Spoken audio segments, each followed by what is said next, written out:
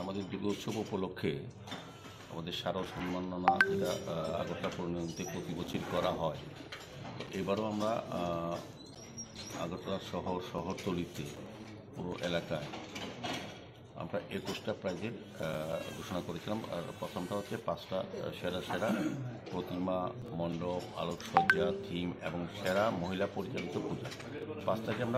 5টা পুজোকে আমরা সেরা পুরস্কৃত করব।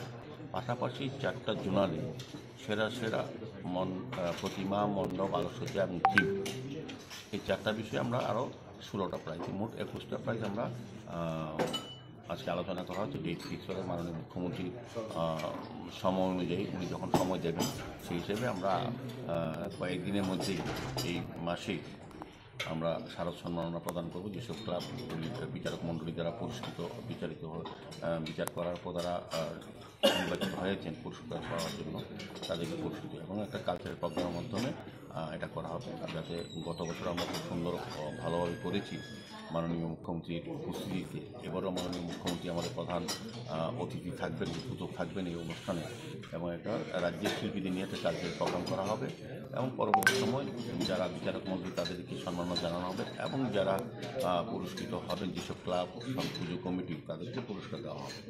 এই নিয়ে আজকে মোটামুটি আলোচনা চলছে। আমরা এই কয়েকদিনের মধ্যেই আমরা জানিয়ে দেবো কবে দেবো এবং কোন ক্লাব নির্বাচিত হয়েছে আমরা পরবর্তী সময় প্রেস মিটের মাধ্যমে জানিয়ে দেবো। কতটা ক্লাব মোটামুটি? মোট 21টা। 5টা সেরা 5টা বিষয়ে, আবার ওই 4টা জোনালে 4টা করে মোট 16টা 21টা পুরস্কার আমরা পুজো কমিটি, পুজো বা ক্লাব কমিটিকে যারা পুরস্কৃত হবে তাদেরকে দেওয়া হবে।